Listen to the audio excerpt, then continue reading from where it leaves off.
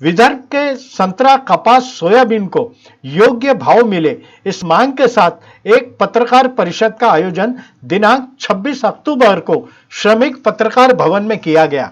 समाचार संकलन अशोक भाई जोशी। 5-10 मिनिटं प्रेस आपली उशिरा सुरू झाली त्याबद्दल दिलगिरी व्यक्त करतो, कारण आमचाही घरपोच मुक्काम खूप लांबून सुरू आहे।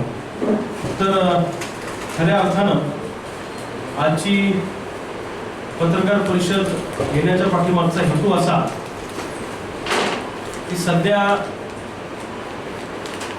विदर्भ, मराठवाडा आणि खानदेशातला सोयाबीन कापूस पट्ट्यातला शेतकरी हा अडचणीत सापडलेला आहे।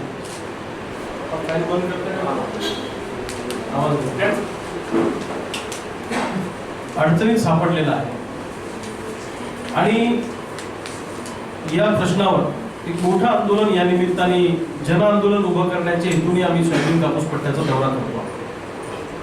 या पत्रकार परिषदेला प्रामुख्याने या ठिकाणी उपस्थित असलेले आमचे सहकारी मित्र, जे संघटनेचे जिल्हाध्यक्ष अमित भाऊ आडव, प्रशांत भाऊ शिरभाते, कपिल भाऊ पडगान, दिनेशजी आमले, प्रशांतजी धोटे, प्रीती साहू मॅडम, त्यांच्याबरोबर आलेल्या सगळ्या आमच्या भगिनी आणि चळवळीमध्ये किंवा शेतकऱ्यांप्रती आस्था असणारे सर्व वेगळ्या चळवळीतले कार्यकर्ते मंडळी,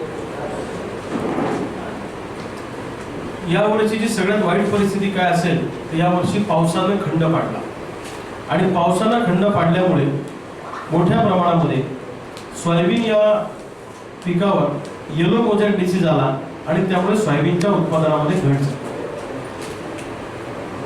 कोळशी नावाचा व्हायरस संत्र्यावर आला, त्यामुळे संत्रा पीक सुद्धा अडचणीत सापडलं आणि बोंड अळीमुळे कापूस पीक उद्ध्वस्त झालं। 50% पेक्षा अधिक उत्पादनामध्ये यावर्षी घट तयार झालेली